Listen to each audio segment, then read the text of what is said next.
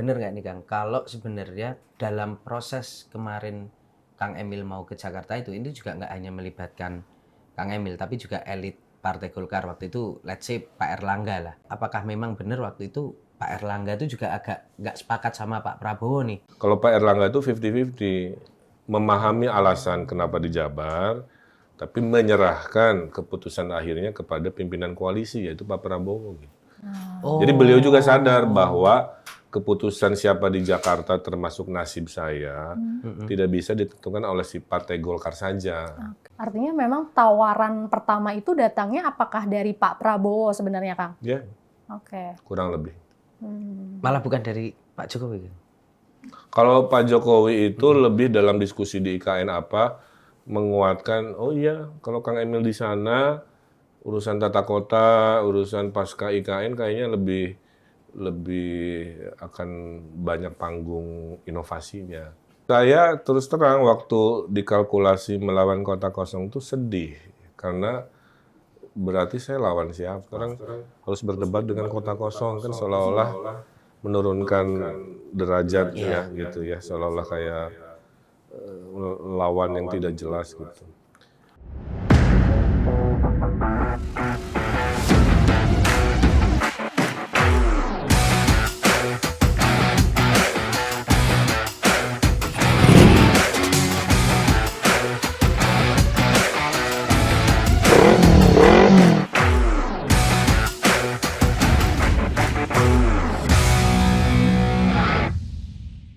Sahabat Kompas.com, bertemu lagi bersama saya Tatang Guritno Dan saya Fitria Farisa. di acara Classwide Kompas.com. Gaspol, ngobrol gas pasti ngampol.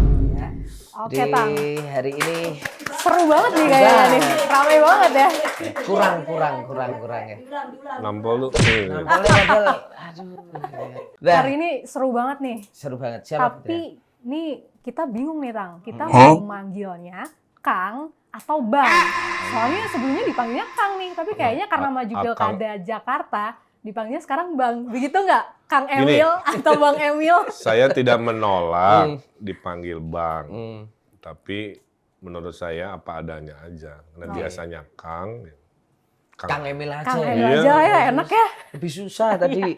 Nanti kalau udah terpilih baru. Oke. Nah, tapi Kang, kan ini kan sebelumnya Kang Emil besar di Jawa Barat gitu ya, dari wali kota Bandung, terus jadi gubernur gitu.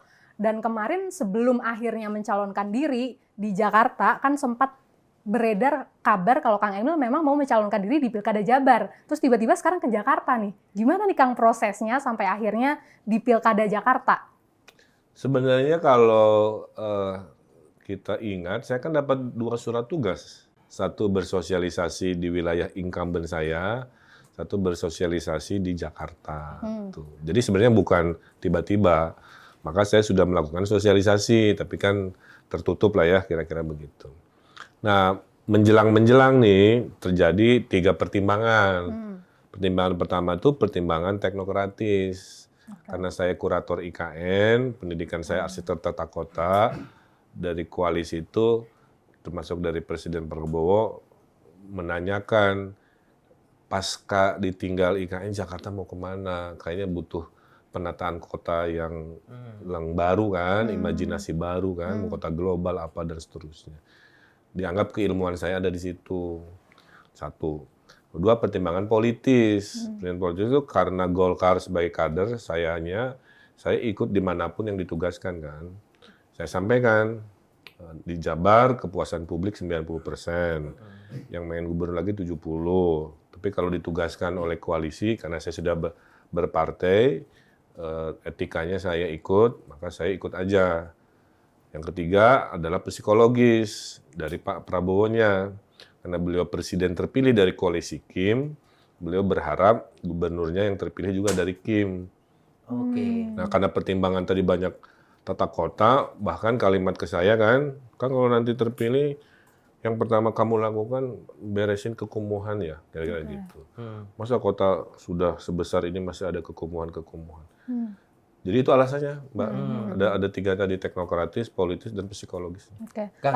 Tapi kan ini kan di Jabar kan Kang Emil kemarin Kang Emil bilang sendiri kalau Jabar itu zona nyaman. Berarti ini harus meninggalkan zona nyaman Betul, nih Kang. ini zona nggak nyaman. Nah, tantangannya nih gimana nih Kang? Hah? Tantangannya nih gimana nih meninggalkan zona nyaman Nggak, ke sekarang gini, zona nggak nyaman? Media harus paham, kawan-kawan di Kompas harus paham bahwa yang namanya demokrasi ya memang begini. Saya dulu waktu Pilwalkot, survei H-2 bulan saya hanya 6%. Dengan kerja-kerja menang 45%. Oke. Kemudian waktu Pilgub, karena luas banget ya di Jawa Barat, saya nggak kampanye ke seluruh wilayah, Mbak. Saya kampanye di wilayah yang saya kuasai aja. Sehingga akhirnya kan menang juga. Jadi artinya di setiap tempat itu, cara menangnya, nyaman atau tidak nyaman, tantangan atau tidak tantangan, semua ada ukurannya gitu. Nah, Jakarta, saya masuk ke wilayah baru. Memang surveinya tentunya belum setinggi incumbent kan, Mas Anies atau Pak Ahok. Tapi seiring dengan perkenalan, seiring dengan komunikasi, apa yang terjadi waktu di Pilwalkot itu bisa terjadi juga di sini. Di tempat baru ada dinamika kan, ada yang suka, ada yang tidak suka, ada yang macam-macam lah. Ya. Bagi saya itu buih-buih demokrasi. Oke. Aku penasaran juga ini Kang. Ini aku dapat info, bener nggak nih Kang? Kalau sebenarnya dalam proses kemarin Kang Emil mau ke Jakarta itu, ini juga nggak hanya melibatkan Kang Emil, tapi juga elit Partai Golkar waktu itu, let's say Pak Erlangga lah. Pak Erlangga dan kemudian kan Kang Aceh, Ketua DPD Golkar Jawa Barat juga sempat menyatakan bahwa kayaknya nggak sepakat sebenarnya kalau Kang Emil harus ke Jakarta. Artinya apakah memang benar waktu itu Pak Erlangga itu juga agak nggak sepakat sama Pak Prabowo nih? Oh enggak gini, kalau Pak Aceh tentulah karena dia ketua Golkar Jabar, maka pasti ada bias ya, pengen saya di sana. Kalau Pak Erlangga itu 50-50, memahami alasan kenapa di Jabar, tapi menyerahkan keputusan akhirnya kepada pimpinan koalisi, yaitu Pak Prabowo. Jadi beliau juga sadar bahwa keputusan siapa di Jakarta termasuk nasib saya tidak bisa ditentukan oleh si partai Golkar saja. Jadi saya punya irisan yang dihitung bukan sebagai kader kuning saja tapi sebagai wajah dari Kim. Karena wajah dari Kim maka gongnya itu ada di Pak Prabowo.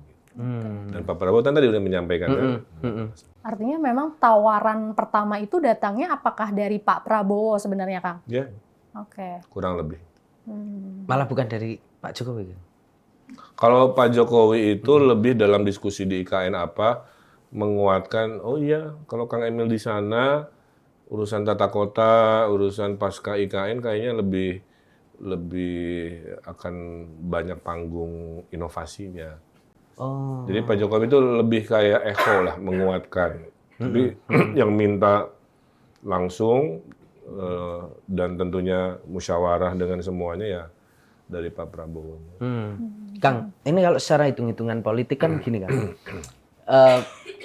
Kalau misalnya Kang Emil sebenarnya tetap di Jabar, benar nggak sih Kang? Kalau menurutku kan sebenarnya keuntungannya dari satu sisi elektabilitas sudah oke nih dan menjamin tuh katakanlah paling nggak peluang besar menangnya itu nggak hanya bisa dilihat soal pilgubnya doang, tapi juga menjamin bahwa posisi Kang Emil katakanlah di 2029 mau maju di kontestasi lebih tinggi Pilpres tuh lebih berpeluang gitu loh Kang, karena misalnya menang di Jabar, terus kemudian udah 2 periode kan Kang Emil bisa melanjutkan. Ya, tapi kalau Jakarta kan itu challenging kan? Bukan, artinya hidup tidak sematematis itu. Itu matematik namanya. Bagi saya politik bukan matematik. Matematik itu kan tadi 1 tambah 1 harusnya 2 gitu kan. Kadang-kadang 1 tambah 1 jadi 1. Contoh ya. Gitu ya. Contoh.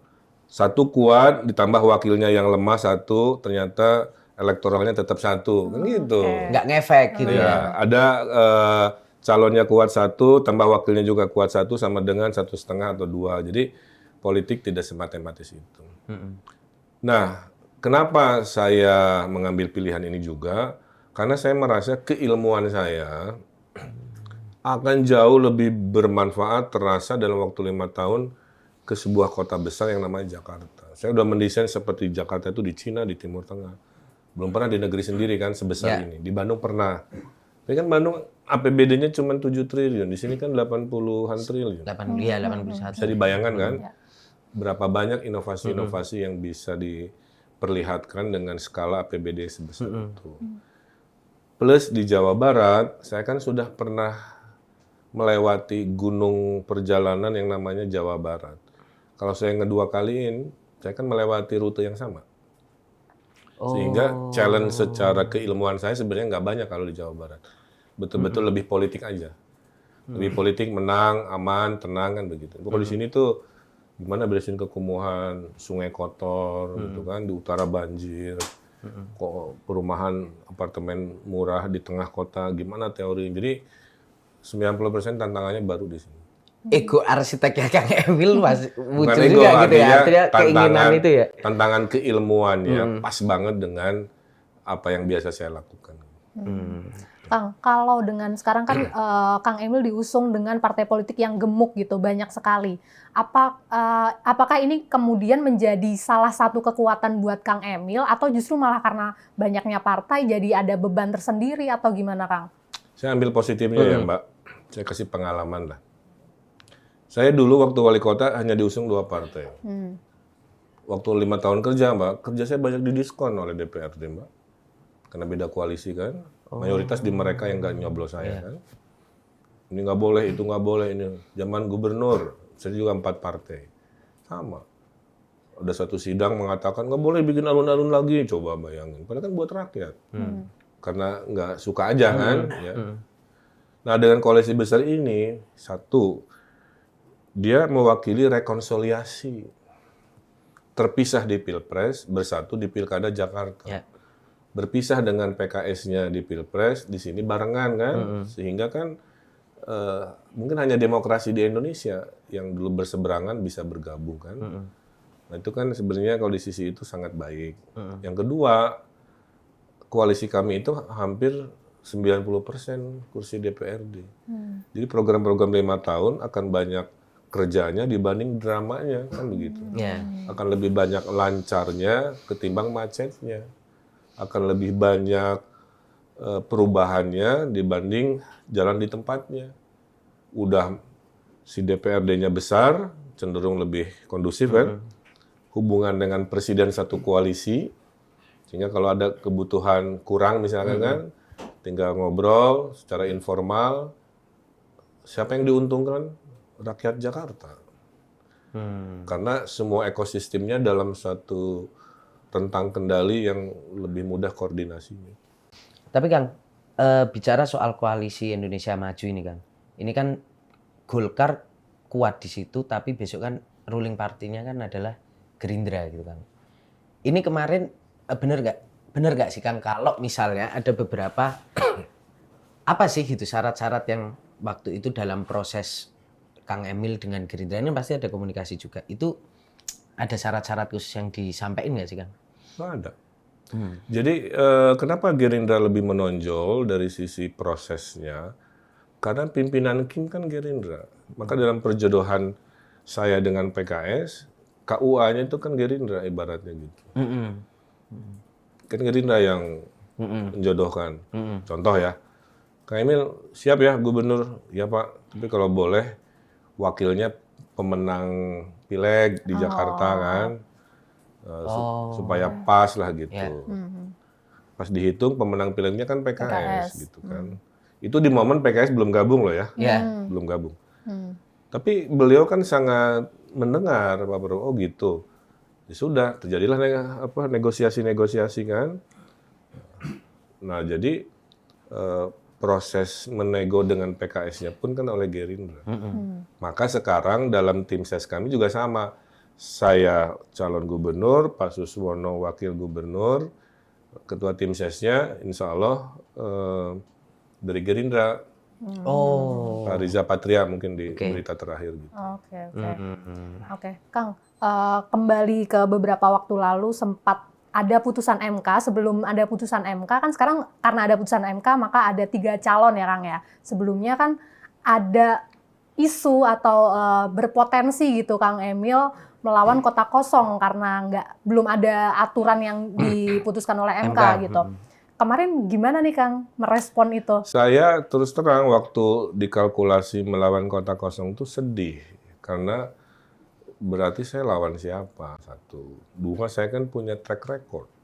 Dulu wali kota 5 tahun, gubernur 5 tahun, kepuasan publik 90 tahun. Terus sekarang harus berdebat dengan kota kosong kan seolah-olah menurunkan derajat ya gitu ya, seolah-olah kayak lawan yang tidak jelas gitu. Dan saya dari dulu masuk politik kan karena melihat ini cara saya license to work gitu ya. Lisensi saya bekerja ya harus ikut pilkada dulu kan untuk mengubah yang saya mimpikan. Nah pas MK mengumumkan di hari itu kan saya di doorstop. Dan saya tanpa koordinasi, saya bilang saya setuju. Karena dengan MK menurunkan itu, maka rakyat mendapatkan pilihan lebih banyak. Kalau pilihan lebih banyak, demokrasi lebih sehat. Ya. Karena tinggal pilih menu aja kan. Nah dengan keputusan MK maka Pilkada Jakarta menjadi 3. 1 koalisi kami, 2 independen karena dibolehkan aturan, Pak Dharma kan. Kemudian masuklah yang ketiga, Mas Pram dan Bang Rano. Yang berdrama juga dan berdinamika karena tadinya mungkin Mas Anies akan masuk ke sana. Tapi namanya negosiasi politik kan tidak sederhana. Kalau saya kader, negosiasi politik tidak dilakukan oleh saya. Tapi dilakukan oleh pimpinan saya kan. Oke. Jadi nego-negonya di sana. Tapi kalau kita independen, negosiasinya oleh pribadi. Nah itu gampang-gampang susah lah. Nego-nego itu gitu. Tapi ini juga nggak Kang, salah satunya tadi kalau lawan kotak kosong itu Kang Emil merasa bahwa Kang Emil yang selama ini udah petarung nih dari pilkada, Iya, betul. tiba-tiba lawan kotak kosong. Coba Tapi bayangin, saya potong dikit ya. Coba bayangin, saya di Pilwalkot pasangan 8 Mas. oh ya musuhnya 8 ya? 8 dan mulainya 6%. Mengalahkan 7 pasang berakhir 45%. Jadi hayu gitu. Dan itu pertama kali Kang Emil mencalonkan diri ya? Iya. Pertama kali 8 pasang. Pilgub 4 pasang. Jenderalnya 4. Jenderal Sudrajat, Jenderal Hasanuddin, Jenderal Anton Carlyan, sama Jenderal Nagabonar coba 4. Deddy Mizwar. Dihitung tetap. Menang. Walaupun seru lah ya, menangnya tipis juga gitu. Jadi tiba-tiba, aduh, lawan kota kosong. Ya nggak happy aja. Happy aja. Tapi nggak happy-nya itu juga mungkin melihat ini juga nggak sih Kang, bahwa jangan-jangan kotak kosong itu justru bisa jadi sasaran kemarahan masyarakat gitu loh. Sehingga saya yang terposisikan ada di koalisi besar seolah-olah jadi orang mungkin nggak punya kebencian pribadi ke saya kan, apa salah saya kira-kira begitu. Tapi karena berada dalam golongan yang bukan kota kosong kan akhirnya saya ke bawah-bawah lah dalam dampaknya. Dan itu kan nggak bagus gitu. Iya. Apalagi kalau kalah, coba bayangin kalau oleh kota kosong, malu lah. Apalagi dengan track record itu tadi kayak seolah-olah Makanya orang jadi nggak lihat. dari awal saya sudah bilang, ayo lawan Mas Anies nggak masalah. Kalau udah ditugaskan, ayo lawan Pak Ahok sekalian nggak ada masalah. Udah saya hitung. Gitu. Bahwa survei saya sekian, ya namanya juga orang baru, belum mulai kampanye, belum perkenalan. Tapi kalau tiba-tiba orang baru survei nomor 1, Aneh. baru aneh kan, something wrong. Tapi kalau ketiga, dapat persentase aja kan udah atur lumayan berarti kan nggak pernah pencitraan di sini. Tapi kalau sekarang nih Kang Emil kan akan melawan Pramono dan Rano dari PDIP, lalu ada calon independen Dharma Pongrekun dan Kunwardana. Gimana Kang Emil ngelihat calon lawannya nih Kang? Saya boleh sampaikan ke pemirsa setara. Satu, Mas Pram itu lebih pintar dari saya kan. Dia pernah anggota DPR, menteri, sekjen, senior saya. Wakilnya pernah wakil gubernur, pernah gubernur, terasosiasi dulnya juga kuat, itu kan berat. Pak Dharma juga Letnan Jenderal bintang 3, Komjen ya, bintang 3 itu kan nggak mungkin bintang 3 kalau nggak pinter kan. Pak Kunwardananya katanya IQ-nya tinggi kan. Bayi ajaib ya. Jadi coba ya dari sisi pribadi ke pribadinya itu setara. Kelebihan kami adalah saya berpengalaman ngurus wilayah dibanding mereka. Oh ya, yang paling lama ngurus wilayah ya. Ya, wali kota 5 tahun, mirip-mirip Jakarta hanya kecil. Ngurus wilayah besar 50 juta saat Covid pula saya pernah kan. Tuh. 2 ada keilmuan di bidang tata kota. Wakil saya menteri di bidang pertanian, ngurus hijau-hijauan lingkungan kan, food supply dan lain-lain. Digabung kan begitu ya, satu pengalaman wilayah, satu pengalaman kabinet, satu dari koalisi Kim, satu dari koalisi non Kim dulunya kan, bergabung. Gitu. Jadi kami sih optimis dengan komposisi ini. Saya lebih muda dengan Pak Suswono kan, makanya di foto-fotonya kan kelihatan saya nggak pakai peci lah ya, dia pakai peci gitu. Jadi saya nanti yang sacet-sacet atau gaspol, beliau yang ngerem gitu. Oke. Beliau yang mendamaikan, yang ngemongi itu nanti beliau lah gitu. Jadi kebayang nggak apa komplementernya tuh Asik. pas gitu. Pas. Ya. Dan kayaknya secara ini juga ini ya kan nggak sama ya tipikalnya ya. Sama-sama kalem ya. Kang Emil Pak Suswono tuh nggak ada yang terlalu berapi-api gitu. Itu emang dijodohkan. Itu mah bawaan Mas. Jadi saya terbiasa menyelesaikan masalah tanpa harus dengan tensi tinggi gitu. Pak Suswono mungkin karena udah lebih senior, lebih bijak kan. Saya kadang-kadang kan keceplosan juga. Iya. Dulu kan klip namanya kan saya udah minta maaf 3 kali loh. 3 kali. Minta maaf waktu Pilwakot 2013, minta maaf Pilgub Jabar 2018, kemarin minta maaf lagi. Karena masih muncul-muncul terus. Saya kan dulu warga yang marah, ketemu Twitter yang bebas gitu kan. Kadang-kadang kan ya gimana ya. Tapi kan setelah jadi wali kota gubernur kan saya berubah. Ya. Dalam komunikasi publik ya. Saya tunjukkan. Jadi semua yang selalu ngulik-ngulik pasti masa lalu saya sebelum jadi pejabat publik. Iya. Makanya saya minta maaf lagi 3 kali. Mungkin nanti 2029 saya maaf lagi. Nggak, itu Bisa, orang bisa. nge-scrollnya ke bawah tuh aku bayanginnya kayak berapa jam gitu ya. Nemu. Iya kan. Aduh. Nah, soal kotak kosong itu, Kang, itu tapi Kang Emil sempat ngobrol nggak sama mungkin Pak Prabowo atau elit-elit Kim soal, aduh, gimana situasi gini ya? Ya, yang saya tidak duga memang gabungnya banyak plus itu, Mas. Tadinya saya bayangannya Kim lawan, jadi kayak Pilpres diulang gitu. Saya tuh mental pertama mau bertarung tuh, ya udah Pak siap gitu. Bayangan saya tuh Kim saja, yang non Kim waktu Pilpres sendiri kan. Tapi kan saya bilang tadi, ternyata ada hitungan-hitungan di pusat, ingin bergabung di kabinet, bergabung di Pak Prabowo yang pusat ya, berdampak ke daerah. Makanya Kim Plus ini kan nggak hanya di Jakarta Mbak, kalau mau jujur kan, tapi terjadi di banyak wilayah juga. Gitu. Cuman jadi sorotan ya tentu Jakarta. Gitu.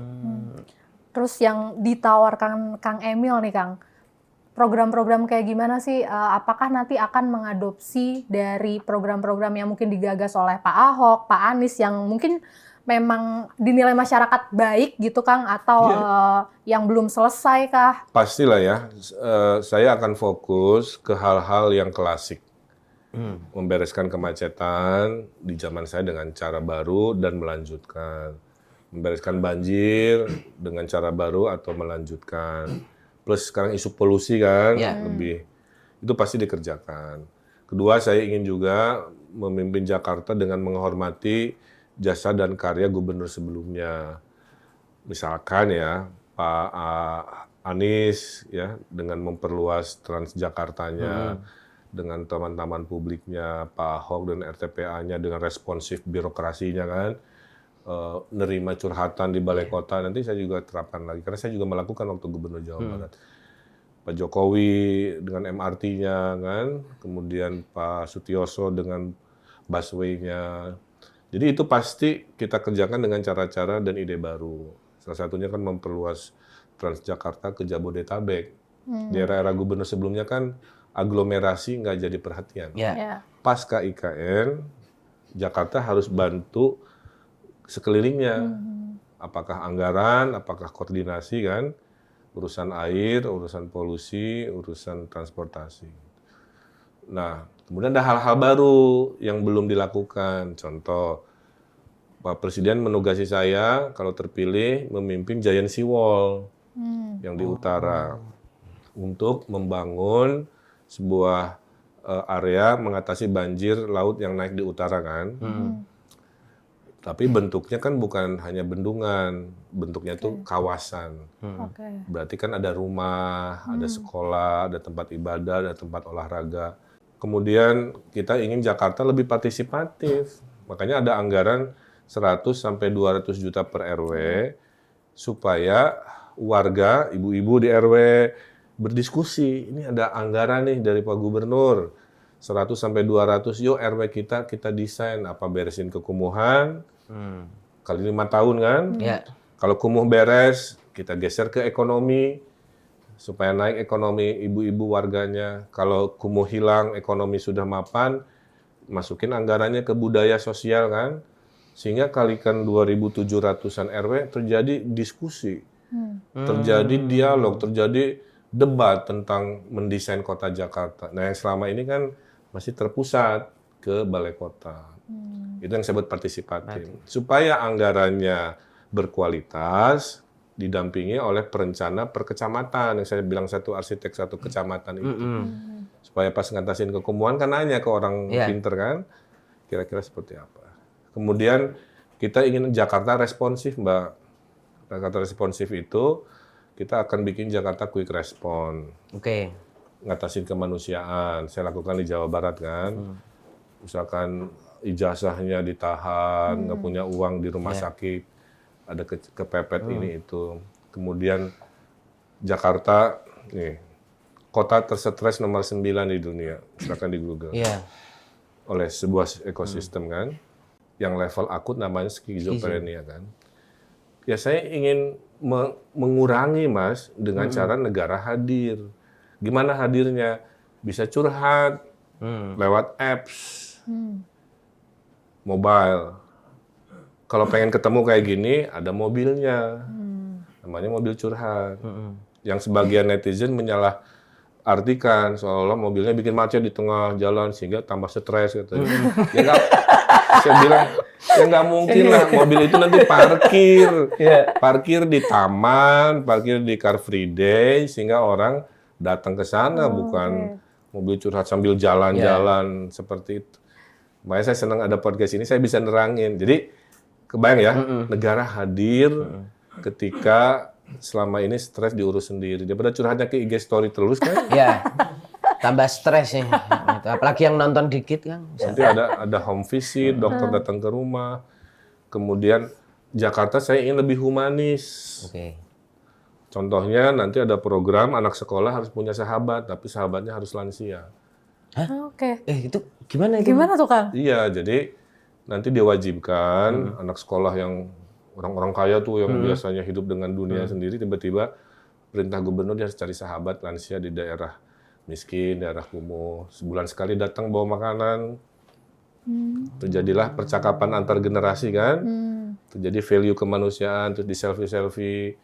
Nanti gurunya ngasih nilai karena dia ngupload percakapan itu dalam tugasnya. Nah itu contoh negara hadir untuk memanusiawikan nilai-nilai yang hilang oleh sistem kota yang terlalu keras dalam keseharian. Kang, kalau tadi Kebayang nggak? Iya. Jadi yang gede-gede diurus nih, banjir, macet, apa segala rupa, di ujung-ujung RW sana sini terjadi kemanusiawian lagi, terjadi partisipatif lagi. Makanya kita ingin Car Free Day itu tidak hanya di tengah kota, nanti Car Free Day-nya ada di ujung-ujung kecamatan. Sehingga minggu pagi nggak usah orang ke tengah semua. Ya. Kang, tapi soal tadi berarti kan menarik nih, anak SD harus punya sahabat. Itu dalam program Lansia. namanya Jakarta Humanis. Jakarta Humanis. Terus mobil curhat. Itu namanya Jakarta Responsif. Tapi bukan mobil ya, tadi apps dulu ya. Apps dulu. Era hari. Itu berarti memang problem di kota-kota besar termasuk Jakarta tuh memang stresnya orang tuh salah satunya karena kesepian itu ya kan? Atau gimana yang Saya lihat studinya kombinasi Mas. Jadi serangannya itu banyak. Satu, tekanan kerja. Kemacetan tuh bikin stres. Kan ada tuh di TikTok. bagaimana saya tinggal di Kerawang, kerja Ya. di Jakarta. Saya bilang pulang paginya subuh kan. Kan stres sebenarnya kan. Dia sebenarnya nggak se-happy yang kita persepsikan. Dari polusinya, minimnya sosial interaksi kan. Akhirnya kan larinya ke HP semua. Di HP kan orang nggak semua genuine kan. Ya. Terus mau bahagia harus bayar ke mall. Oh iya, mahal. Saya ketemu 2 orang. Satu emak-emak dari kampung di daerah Bak Bulus. Satu sosialita kaya raya. Karena dari tasnya semuanya golongan itulah ya. Curhatnya sama. Pak, kalau kepilih saya titip satu apa? Banyakin taman ya Pak. Oh kenapa? Ya anak saya susah main-main di taman, pasti ke mall terus. Nah, jadi kalau sudah tempat mengekspresikan diri sedikit, tekanan kerja besar, kemacetan menambah rumit, pertemanan tidak ada kan meledak lah. Ya. Nah, kalau pas meledak, nggak ada teman ngobrol, ya kasihan. Makanya Jakarta Responsif itu menghadirkan itu. Berarti di mobil-mobil curhat itu nanti isinya psikolog-psikolog Ya. gitu. Ada ustadz juga, jadi ada menu. Orang boleh milih nyamannya ke ustadz. Kan ustadz juga kalau di Islam, maaf ya, kan tempat bertanya. Gimana sih Kang? Berarti itu nanti kira-kira tuh Oh, daftar dulu seperti biasa. Misalnya gini ya. bentar. Lewat Nanti aplikasi. mobil ini hari ini dia akan berhenti di 30 titik. Ya udah kamu berada di titik mana yang terdekat ke mobil itu. Ini klik sini untuk registrasi, dapat appointment jam berapa. Oke. Oh, gratis. Gratis. Oke. Kang, tapi Sesekali nanti Pak Gubernur jadi, Iya, tiba-tiba. kamu kenapa Nisa?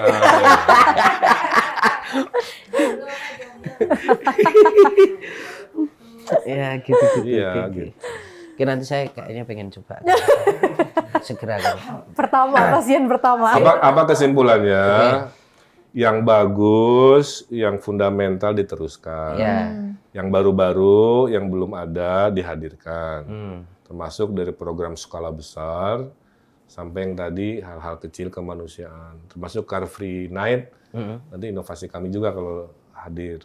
Jadi malam Senin, tutup jalan, ada pesta antar kampung, ada musik, ada apa kuliner kan lebih rileks ya cuaca ya.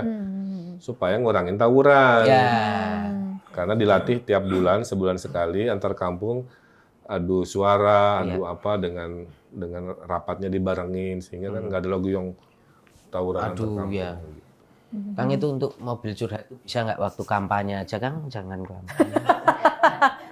Launching dulu. Kayak itu banyak yang butuh deh kayaknya deh. Pada dasarnya kan semua saya juga sama, saya juga kan butuh teman cerita. Coba kalau gubernur stres kemana coba?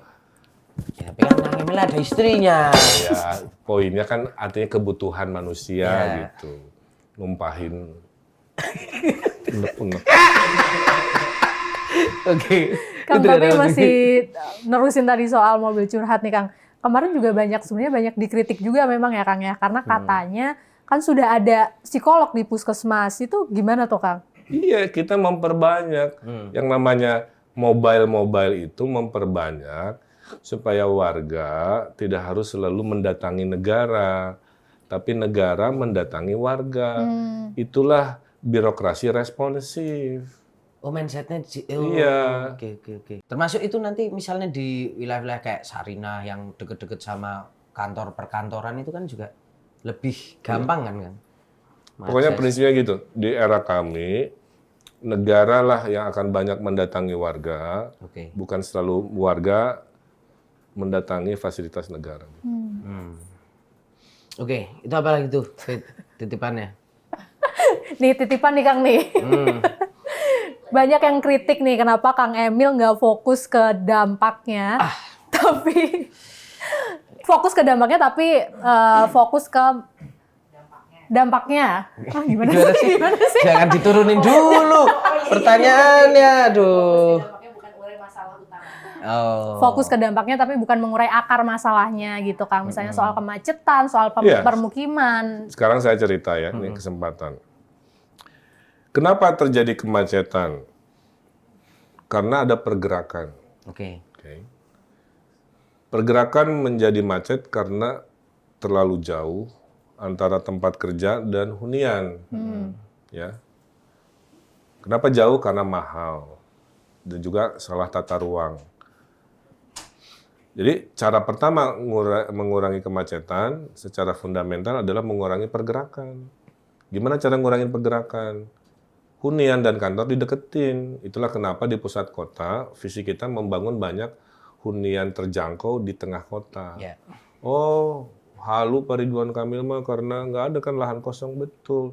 Makanya ngebangunnya di atas pasar, di atas stasiun, di lahan-lahan yang ditinggalkan ke IKN, kan tengah kota semua tuh. Oh iya, itu nanti banyak tuh. Di negara lain di tengah jalan ada namanya air rights, di tengah sungai namanya sama air rights.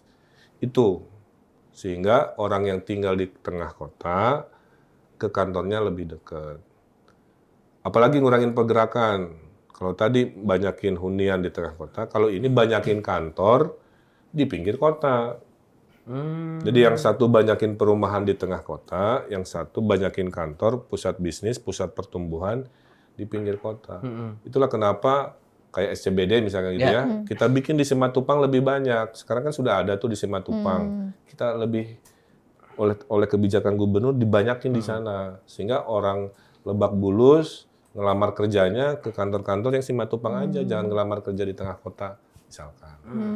Kita perbanyak kayak SCBD itu di Meruya, di barat, di Bonjeruk, perbanyak di Kelapa Gading di timur, perbanyak di Pik di utara. Apa yang terjadi kalau kebijakan itu didorong ya?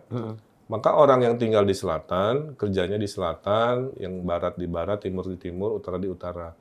Sehingga dengan begitu mengurangi pergerakan, ngurangin macet. Jadi nggak hanya melulu tentang perbanyak transportasi publik aja. Ya. Kedua, kita ada work from home. Nanti kita hitung kebijakan itu bisa nggak setiap minggu gantian industrinya. Industri media libur Senin, industri Asik. Kerja dari rumah ya kan, bukan libur ya? Bukan libur, kerja dari rumah. Enggak, bukan libur. Oh, iya, iya. Kemudian industri apa hari Selasa. Nah, dua ini contoh ngurangin pergerakan ya. Nah, berikutnya ngatasin macet tadi. Kalau sudah harus bergerak, baru perbanyak transportasi publik. Yang sebenarnya gagasan lama diteruskan. MRT kan kemarin Pak Jokowi itu dari Banten sampai Bekasi lewat Jakarta dilanjutkan. Busway diperluas sampai Bekasi Bogor ke aglomerasi. Kemudian yang non bis ya, angkot-angkot terintegrasi, warisan Pak Anies dilanjutkan. Itu jadi kombinasi ngurangin pergerakan ditambah bergerak dengan perbanyakan transportasi publik itu solusi buat kemacetan yang akan kami dorong di 5 tahun kami gitu. Tapi terus kalau warga ini kan salah satunya ini kan ramenya, maksudnya arus transportasi di Jakarta itu kan jadi macet juga karena orang Tangerang, orang mana yang pada bekerja di sini. Nah itu tadi. yang di titik luarnya itu tadi Ya, berarti makanya solusinya. pusat-pusat perkantoran kita perbanyak juga seperti Simatupang. TB Simatupang tuh kantor kan tuh. Ya. Nah itu muter ring perkantoran tuh. Jadi TB Simatupang tuh dilanjut muterin Jakarta. Bayang nggak? Ya. Jadi jangan semua ada di Sudirman Tamrin, Mega Kuningan, Rasuna Said aja. Sekarang kan begitu. Kejauhan. Plus Gen Z-nya punya karakter senang kerja anywhere kan. Oh benar. Ya. Itulah kenapa global city kita konsepnya adalah Jakarta jadi kota yang interaksi globalnya lebih banyak, event global lebih banyak, korporasi lebih banyak melalui yang namanya ekonomi kreatif. Jadi kota film, kota kuliner, kota wisata itu supaya nanti pekerjaan-pekerjaan yang pengangguran sekarang tuh kita perbanyak dari Sektor itu. menaikkan sektor itu, Mas. Gitu. Terutama Termasuk kota shopping juga nanti. terutama WFH untuk wartawan itu penting itu Kang Emil. Iya itu edan semua itu wartawan pusing itu Kang Emil. Hari Senin itu. Butuh waktu berapa lama nih Kang untuk kira-kira merealisasikan pada akhirnya mungkin orang-orang Jakarta bebas dari macet? Saya terus terang nggak bisa secara ilmiah bilang bebas macet, bebas banjir menurut saya terlalu berlebihan. Tapi yang bisa saya janjikan, saya akan bekerja keras, seperti saya bekerja keras waktu Gubernur Jawa Barat, seperti saya waktu Wali Kota Bandung. Siang malam kerja, Sabtu Minggu nggak libur, untuk memastikan semua yang saya bicarakan bisa dieksekusi dengan cepat, Tuhan. Karena ada hal-hal yang butuh waktu lebih panjang ya. Saya kan hanya 5 tahun. Wah itu gimana juga itu Kang nanti ya Kang? 5 Nah, tahun ini. makanya dengan saya mengatakan bahwa kami akan memberlanjutkan program gubernur sebelumnya yang bagus. Kan kami juga berharap kalau misalkan saya terpilih 2029 diganti gubernur baru, ya berharap juga gubernur yang baru melanjutkan kan hal-hal yang baik, tapi yang belum beliau-beliau yang meneruskan. Tapi kalau tadi dari lihat cara pandang Kang Emil kan berarti akan ada banyak pembangunan infrastruktur juga tuh Kang. 5 tahun tuh akan ada apa Kang? Maksudnya penyelesaian yang paling nggak mau diprioritasin Kang Emil itu yang mana? Saya waktu wali kota, karena ini pentingnya pengalaman ya. Saya waktu wali kota membuat 40 proyek perubahan dalam 5 tahun. Jadi kalau pakai kecepatan Bandung ya ada 40 pekerjaan yang insya Allah bisa selesai dalam 5 tahun. Saya bikin bukunya namanya Bandung Bahagia dulu. Jakarta bisa sekencang Ya artinya dengan APBD 80 triliun, Oh iya. 5 tahun harusnya lebih dari 40. Oh, oke. 5 tahun lebih dari 40. Oke. Wah ini udah pertanyaan terakhir ini Kang. Titipan juga ini. Pertanyaan juga Fitri. Ya, Fitri. Tatang silakan. Ya Kang ini banyak cek mania itu menolak itu gimana Kang itu Kang? Wajar. Kalau langsung menerima kan mungkin kurang logis ya. Cuman saya sampaikan 2 poin aja lah ya. Dulu Pak Jokowi ngurus Persis Solo kan. Ya. Setelah jadi gubernur Jakarta kan ngurusin Persija. Kan nggak diheboh-heboh juga. Pak Ahok dulu kan dari Belitung. Ya. Kesini ngurusin Persija juga. Ya. Dan lain sebagainya. Saya juga sama seperti Pak Jokowi, Pak Ahok kan dari luar Jakarta datang ke sini yang mengurusi Jakarta dengan segala isinya. Isinya itu dari mulai kemacetan apa-apa termasuk budaya olahraganya sepak bola. 2, kalau sudah ditugaskan di sebuah wilayah, apapun yang ada di masa lalunya ya dia harus lepas dulu karena dia sedang bertugas di masanya. Seperti Sinteyong. Ya. Membawa timnas Indonesia ke Korea, menang kan? Ngalahin lagi. Nah, dia harus membedakan. Yang dikalahkan adalah kesebelasan tempat kelahirannya, tapi dia sedang mengurusi Indonesia, maka dia membela Indonesia. Nah, saya ingin seprofesional itu juga. Saya dari Bandung, dari Jawa Barat yang ada Persib bobotohnya, tapi karena penugasan dan takdir politiknya mengurusi Jakarta, maka saya akan mengurusi Persija. Bahwa sekarang ada dinamika, kan saya udah bilang, namanya pilkada yang pernah saya lalui, dinamika-dinamika selalu ada. Tapi kan Jadi sayanya santai aja. ini loh Kang, ini kan Persija. Semua indah pada waktunya. Nah, tapi kan bentar Kang, tadi nih, kalau misalnya tadi Pak Jokowi kan dari Solo Persis. Nah, tapi kan misalnya ini apa namanya Kang? Persib sama Persija ini kan kayak ibaratnya MU sama Liverpool, MU sama Manchester City ini. Iya, jadi sama dengan kayak Pak Jokowi, bedanya derajat perbedaannya terlalu tinggi. Karena kan Persija El Clasico. Ya, El Clasico. Madrid Barca loh ini kan. Jadi biarkanlah waktu yang menjawab. Ya. Tapi sebagai orang yang berniat baik, saya akan terus sampaikan saya punya niat baik. Tapi kalau belum diterima cintanya ya biarkan waktu yang menjawab. Oke, siap. Ya akan mengupayakan. Ya. Oke. Gitu, terima kasih banyak Kang Emil. Makasih banyak Kang Emil. Sukses untuk apa agenda-agenda selanjutnya. Kita doain sehat terus Kang. Ini jaga cuaca. Kang Emil kayak mulai sakit ini kayak wartawan ini. Sering ke lapangan terus ini. Iya. Gitu. Jadi ditunggu nanti kedatangan selanjutnya. Siap. Kan dulu pertama gaspol tuh sama Kang Emil juga. Episode kedua ya kita ya. Waduh. Sekarang kita udah episode 1016 Kang. Ini Kang Emil. Oh ya? Iya. progresif kita Kang. Gitu. Gitu. Oke, gitulah ya. Gitu sahabat Mas Yotom, semoga tercerahkan ya. Gitu saya Tatang Gurito. Saya Fitria Farisa. Ketemu lagi di kesempatan Ngegas dan Nampol berikutnya. Siap.